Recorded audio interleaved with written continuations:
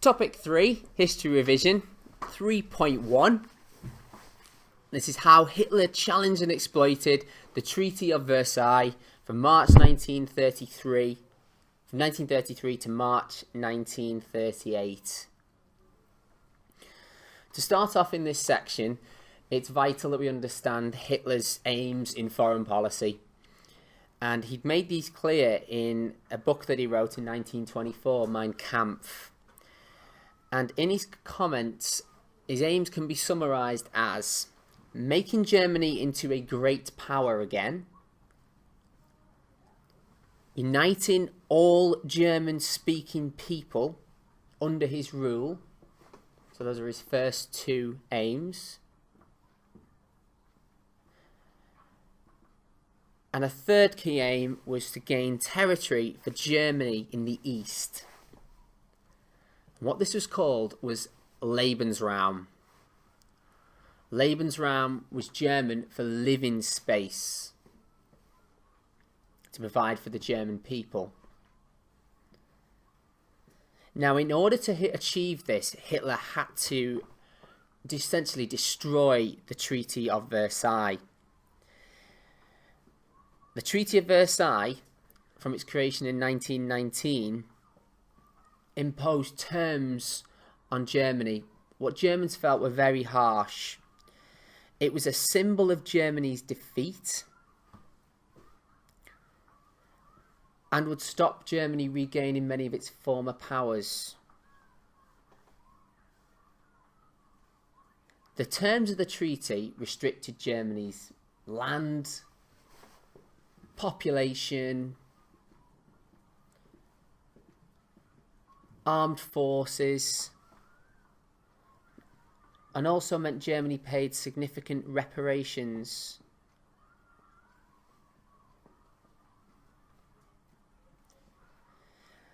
So, in order for Hitler to be able to remove the treaty and meet his key aims in foreign policy, he had to regain the lands such as the Saar and Danzig that were inhabited by German speakers. So one of the methods in terms of uniting German speakers was regaining lands such as the Saar and Danzig that had been taken away from Germany.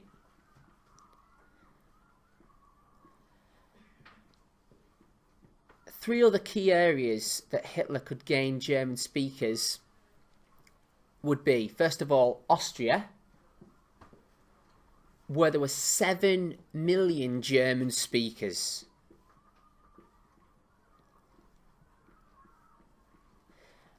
Austria was not part of Germany, but shared similar language, or same language, and very similar culture. There were 4 million German speakers in Czechoslovakia and in Poland. Out of those, 3 million were in the Sudetenland, so 3 million German speakers in the Sudetenland in Czechoslovakia. Now, for Hitler to regain or can take control of these lands, the treaty would need to be ripped up and destroyed. Now, the treaty had forbidden Germany from uniting with Austria and had taken German lands away, part of which had become Czechoslovakia and Poland. Another area that Hitler would need to expand was the German army. The Treaty of Versailles reduced the army to 100,000 men, and this was not going to be enough to make Germany a great power. So the army, air force and navy would need to be expanded.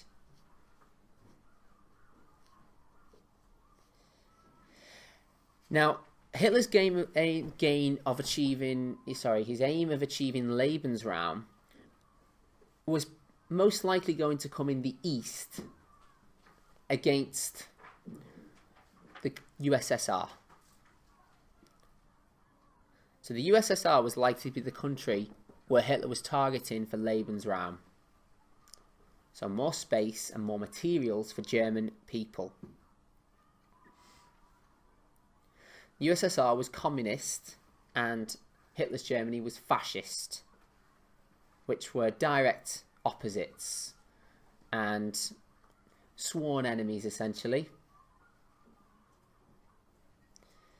Now, in order to build explanations about Hitler's foreign policy, we've done that already by explaining why Hitler wanted to overturn the treaty, why he wanted to regain lands in the east, why he wanted Lebensraum, why he wanted to build his armed forces up.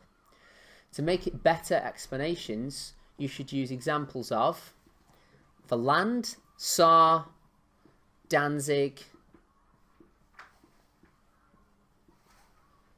Austria, Czechoslovakia, Poland,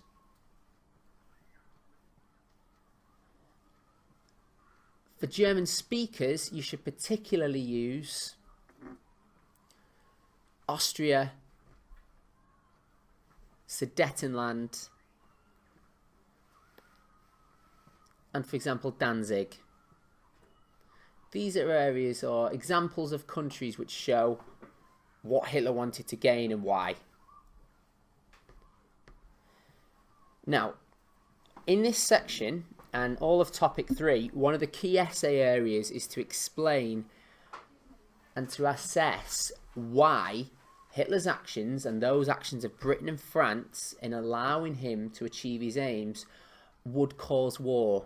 Now, most essay questions, 10-mark essay questions in this unit, will be along the lines of which of these events was most important cause for the outbreak of war, or which of these events was the most important reason for peace being threatened in the 1930s.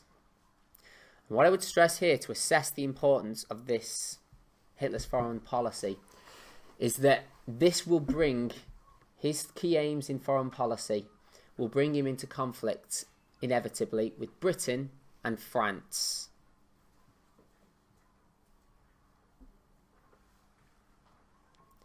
It would also, ultimately, when he was powerful enough, bring him into conflict with the USSR.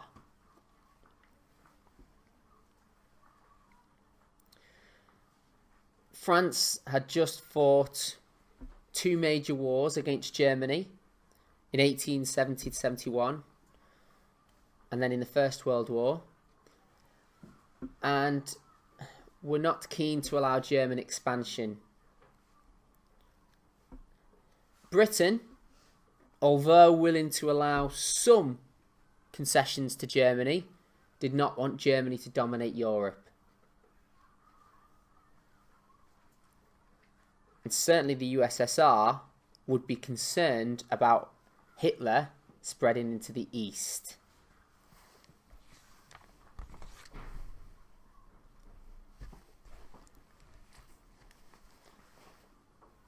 Now, a key section that will often come up on describe questions in this unit, which are 4-mark, 5-minute describe questions. And it could be along the lines of describe German rearmament or features of German rearmament.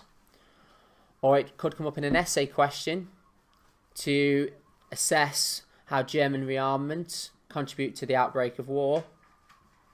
What we should do in terms of description is that for rearmament in 1932, when there was a disarmament conference, little progress had been made in Europe on disarmament. Countries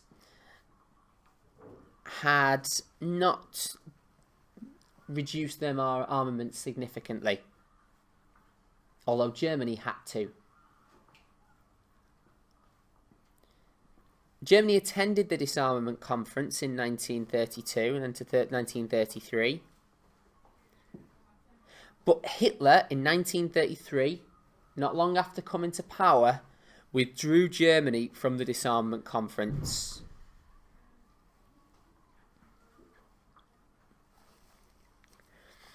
He also withdrew Germany from the League of Nations in 1933. Although Germany had been forbidden from joining the League when it was created in 1920. They did join in 1926. So Hitler pulls them out in 1933. In terms of explanation of why Hitler claims that he needs to rearm and why he needs to pull Germany out of the disarmament conference, is that he said he would be prepared to disarm if other countries did. France, however, would never disarm because they feared another German attack. So the French reasoning for not disarming was that they feared a third German attack, and actually with good cause in the end. Hitler claims that it's only safe for Germany to have a similar army as other countries, and Germany began to rearm.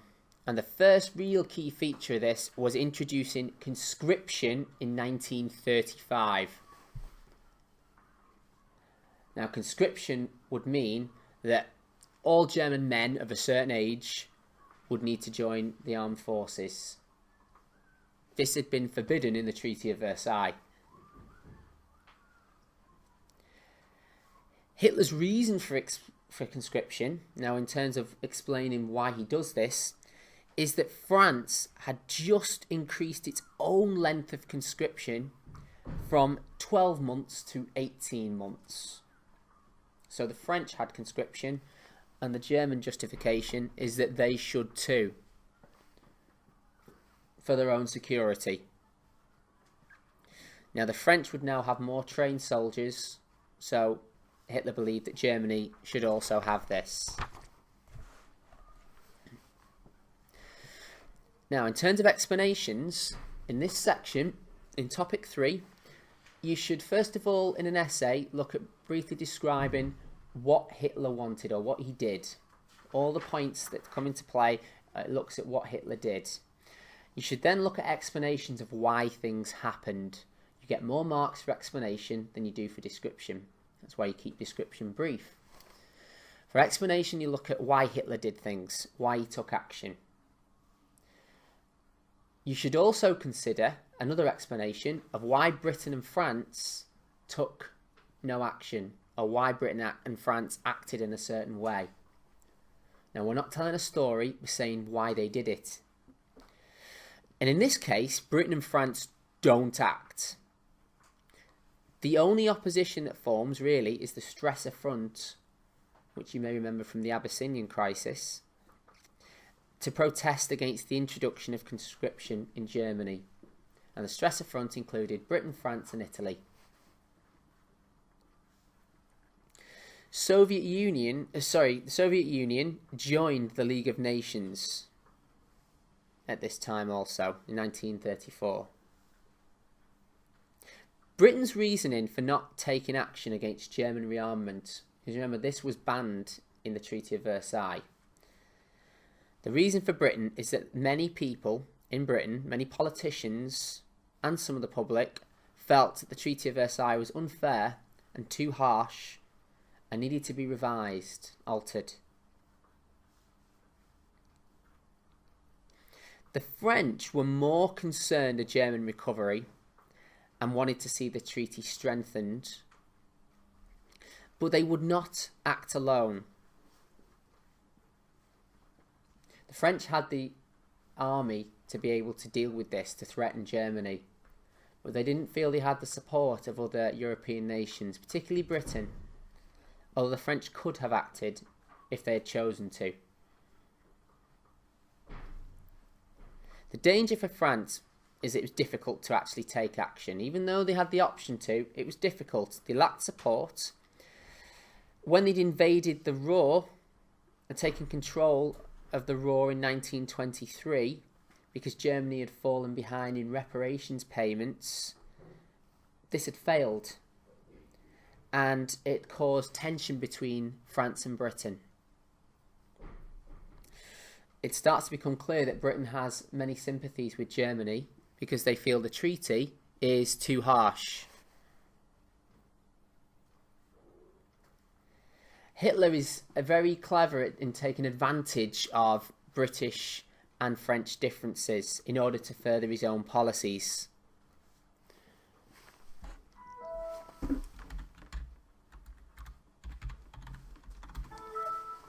And he was very clever in doing this during rearmament. He often threatens to use force to achieve his aims and then doesn't actually use force. He manages to achieve aims simply by the threat of force. Now, if we look at particular examples of rearmament, you should include conscription. You also have the Anglo-German Naval Agreement. As part of that, you could use examples such as the German army reaching around about 800,000 people by 1938. And by 1938, they also had 47 U-boats and 2,000 aircraft. So these are significant examples of how the German Army, Navy and Air Force expanded. Now, smaller examples here, we have the 10-year Non-Aggression Pact, failed Anschluss, Anglo-German Naval Agreement and the return of the Tsar are smaller episodes. They're not as significant in size as the Rhineland and the Anschluss. They are more likely to appear in described questions and quite frequently used in described questions. And you'll be asked to describe, for example, the failed Anschluss and events of it, or the 10-year non-aggression pact with Poland. So, to take the first one, in 1934, Hitler agrees a 10-year non-aggression pact with Poland. And to describe the terms of this, it guaranteed the boundaries of Poland for 10 years. And actually, the Poles are satisfied that Hitler would not try to take back the Polish corridor. The Polish corridor had been taken from Germany in the Treaty of Versailles. For Hitler, this also had the benefit of pleasing Britain, who saw it as proof that Hitler was essentially being peaceful in his methods and his aims, and that Germany had accepted the frontier of Poland that had been set up at Versailles. Now, actually, what Hitler does as part of the Polish Non-Aggression Pact is he breaks with tradition in setting up good relations with Poland, because they hadn't been particularly good in the past. What this is an example of is Hitler's clever foreign policy. The idea of appearing peaceful, but actually, behind the scenes, aiming to be aggressive. It was set up in 1934 as a 10-year pact of non-aggression, but by 1939 Hitler had invaded Poland. So it was false. Another example, a smaller example of an event during this period, is the failed Anschluss of 1934. The Anschluss would be the union of Germany and Austria, which Hitler intended to happen and was one of his key aims. It would meet the uniting of German speakers, which is one of his 3 key aims. But it was a setback in 1934, because what Hitler had done was encourage the Austrian Nazi Party to rebel. And again, as part of the description of this event, it resulted in the murder of the Austrian Chancellor Dollfuss.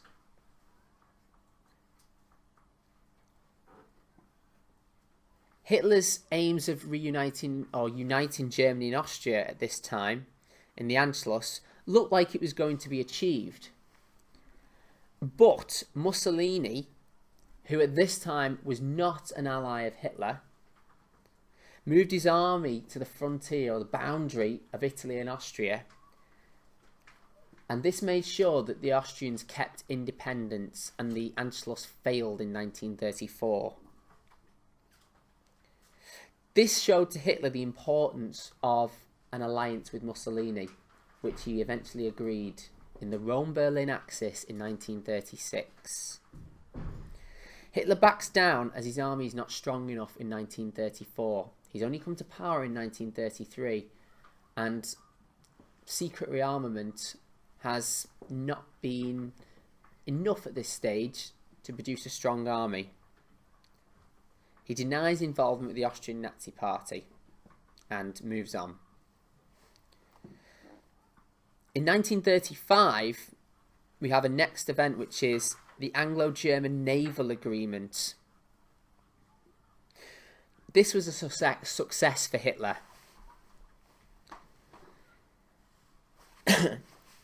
It was agreed between Britain and Germany that Germany could build up to 35% of the size and strength of the British fleet.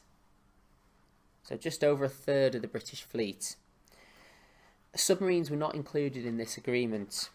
What it did for Britain was proved that Hitler was peaceful in his intentions and was willing to talk. What the problem of this for Britain was, and maintaining the Treaty of Versailles, was that they had clearly broken the treaty, Britain here, by allowing Hitler to rearm his navy. Only 6 battleships had been allowed in the Treaty of Versailles, but Hitler has now been able to build his navy up to 35% of the British fleet. So Britain is agreeing to this, but they also felt, as a reason for this, that it was better to have a limit on the German navy than to allow him to do it freely. So they were placing a 35% limit on the size of the German navy. So it was in their interest to do this. It is an example of self-interest from Britain. It was a big success for Hitler because it weakens the stressor front between Britain, France and Italy, and shows the Italians that Britain were not willing to act always in the best interests of Europe and would act in their own interests where necessary. Britain had not consulted with France and Italy, and France and Italy were not happy with it. British took this action. Another event in 1935, also to coincide with the Anglo-German Naval Agreement and at the same time the introduction of German conscription, was the return of the Tsar to Germany. This happened in January 1935 when a plebiscite was held. That was a vote in the Tsar to decide whether it should remain under the control of the League of Nations. So in the Treaty of Versailles, it had been decided that the Tsar would be put under the control of the League of Nations for 15 years. And at the end there would be a vote. And this happens. And by choice, the German people could either become part of Germany, again, under German control, join France, or remain under the control of the League. They voted in large numbers, 90%, to rejoin Germany. This was significant for Hitler because Nazi propaganda could make it a great victory.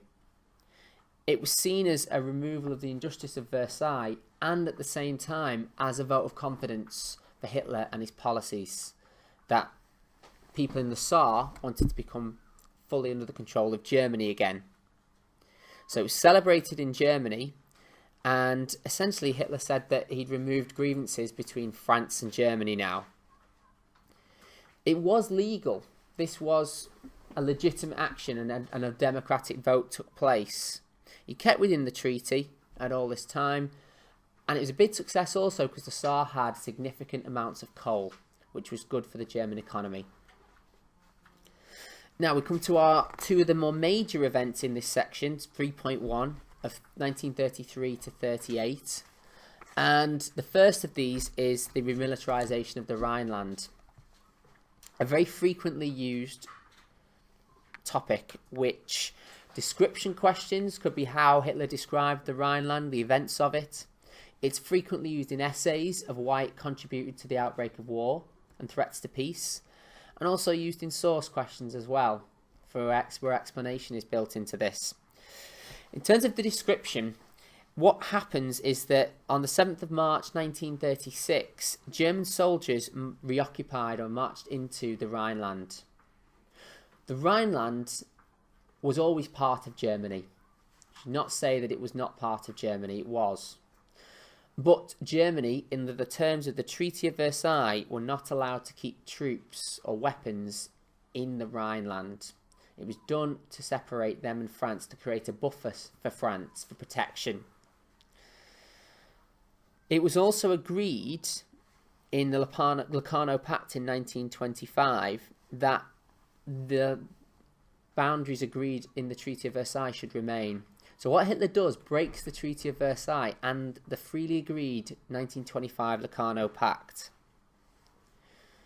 It's a classic example of Hitler giving promises at the same time as aggression. Because as he enters the Rhineland, he gives a promise of a 25-year non-aggression pact, and that he had no more ambitions for territory in Europe.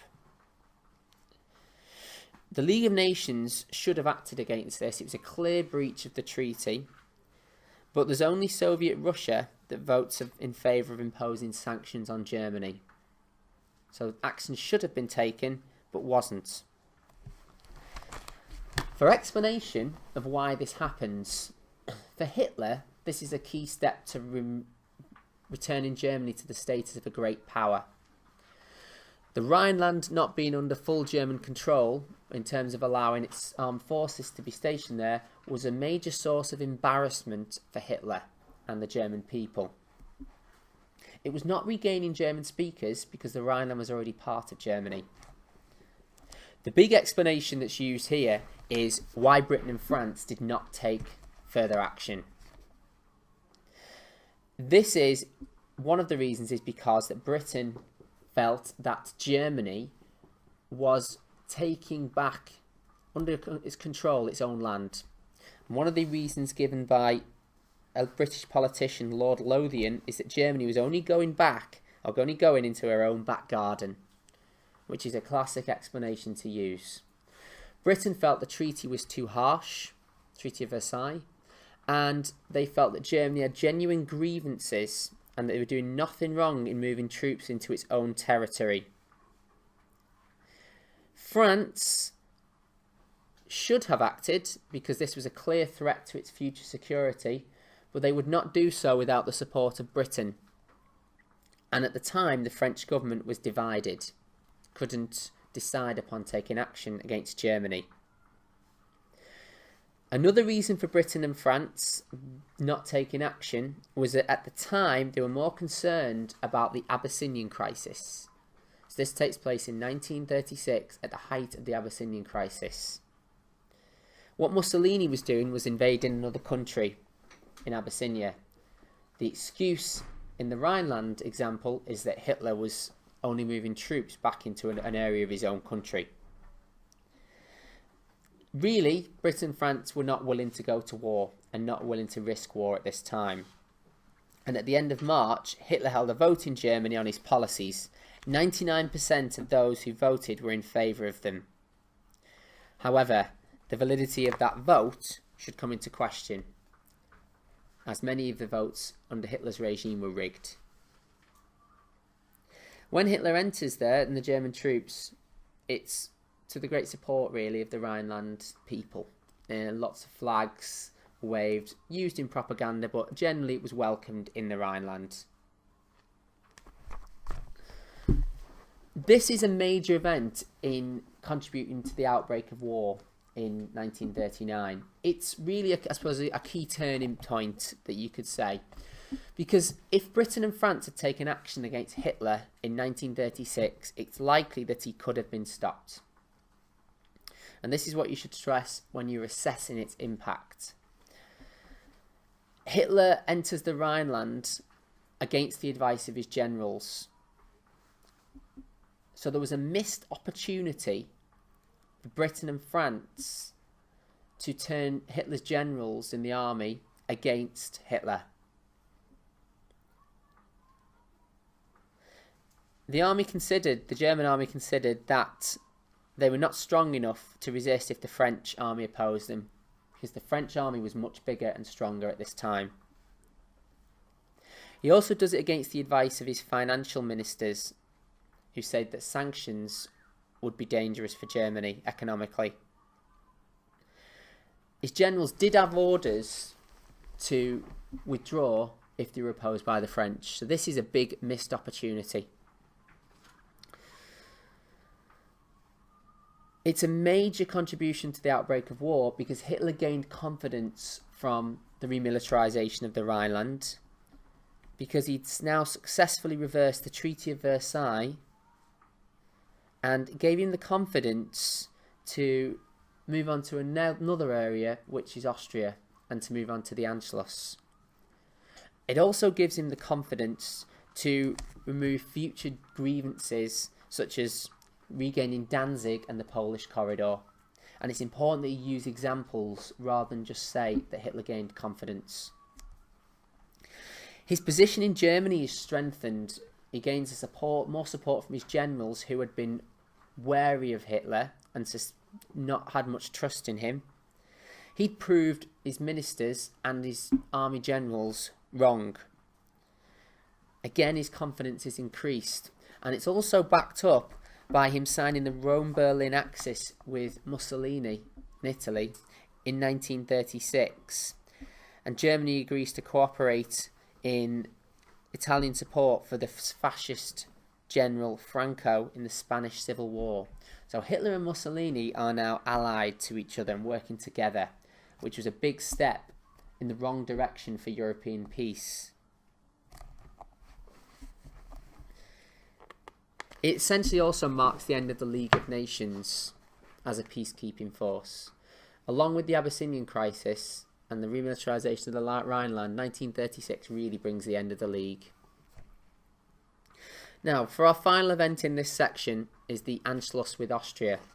Again, a major area in topic 3, which can be used as quite a significant amount of description of describing the events of how Hitler was able to carry out the Anschluss, but it can also be used a lot in essay questions of how it contributes to the outbreak of war in 1939, but also in source questions. And the same format. In terms of description, we should state that Hitler had failed in 1934 to reunite Germany and Austria, and it's shown at that time that Mussolini's help would be significant because the Italians had prevented the Anschluss in 1934. By 1938, Mussolini was now allied with Germany and would not oppose Hitler's attempts to reunite with Austria. He was occupied in the Spanish Civil War alongside Hitler and German troops, and Austria would not get Italy's support at this time. The way Hitler goes about it is that, again, the Austrian Nazi Party are given encouragement by Hitler, and the party remains strong in Austria. The Austrian Chancellor, Schuschnigg, difficult spelling, appealed to Hitler for help to end plotting by the Nazi Party in Austria to overthrow the Austrian government. Hitler refuses this and puts pressure on Schuschnigg. He really wants Schuschnigg to step down, but he puts pressure on him to approve and appoint Seyss-Inquart as Minister of the Interior. So a key position in Austria. Seyss-Inquart was the leader of the Nazi Party in Austria. Now, there are riots and demonstrations by the Nazis, and this is encouraged by Hitler. So these riots and demonstrations against the Austrian government are important in bringing about the downfall of the Austrian government. So Seyss-Inquart and Hitler both support this. Schuschnigg tries to save the independence of Austria and to end the disturbances by calling a plebiscite, a vote, on whether the Austrian people wanted independence or to become part of Germany. So Schuschnigg has taken a bold step.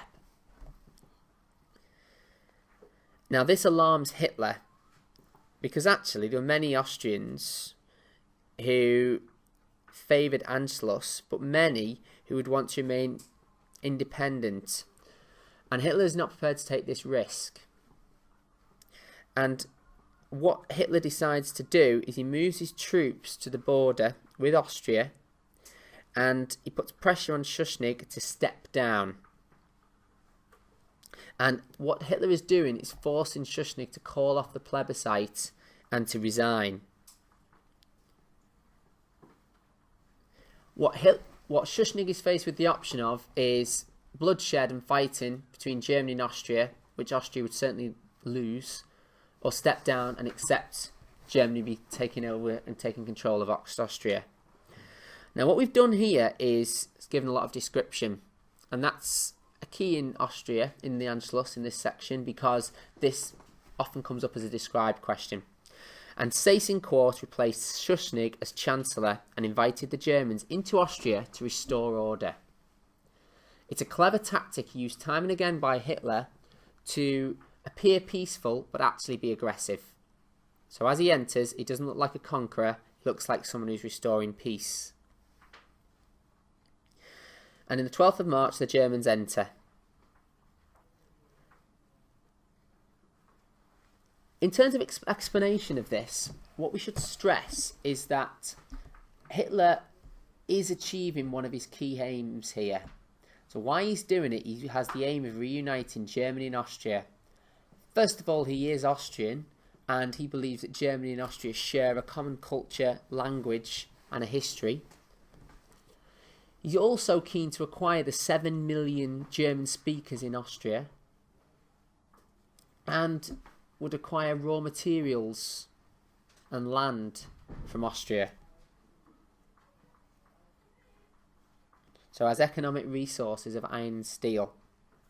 So Hitler's reasons are clear, and it would most likely take a big step towards making Germany a great power again. Britain and France's reaction is important in terms of explaining it. Britain, very similar to the Rhineland, don't act because they believe that Germany has ties with Austria and that mostly Austrians are German speaking and have a tradition in German culture. So there are ties between the two countries. Same language, same culture. Many, many similar traditions. They do, however, protest to the League of Nations, so they take an extra step. The French government will not act without Britain. And Britain at this time were all the more concerned about communism spreading from the USSR. They believed that Hitler and a strong Germany, Nazism, would act as a barrier to the USSR and communism, spreading across Europe. As Hitler is an anti-communist, they believed that he would stop the spread of communism against Europe, which they actually feared more than Nazism. The slight bit of description again,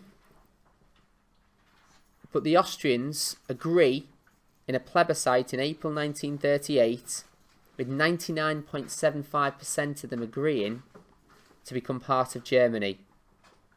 The likelihood is this vote was rigged again. Hitler regains the power from Seyss-Inquart, and Austria becomes part of Germany in March 1938. Now our final part for this section is to assess its impact and the results of this, and you should always consider what happens next. It's absolutely vital for Germany and Austria, and it makes a big contribution to the outbreak of war and threats to peace.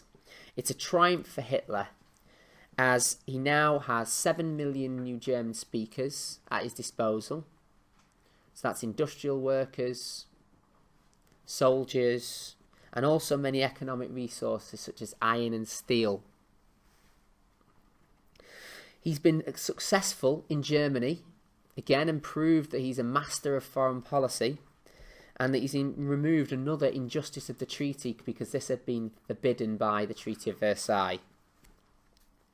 One of the key points you should mention is that this has an impact on the Sudetenland in Czechoslovakia, because Hitler now has control of 3 sides of Czechoslovakia, and they're surrounding the Sudetenland on its western borders.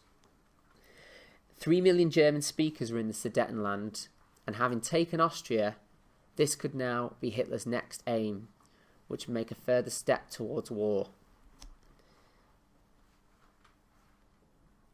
This was absolutely vital for Hitler and a massive step towards war, because Hitler has proved again to his generals and his armed forces that he has been successful and that he deserves the confidence of the German people. It's clear that he can now move on to his next step, and his aggressive ambitions have not been stopped, and he can move on to Czechoslovakia, and eventually in 1939, when he's strong enough and his armed forces are strong enough, Poland. Those issues will be considered in 3.2 in next week's broadcast. Thank you.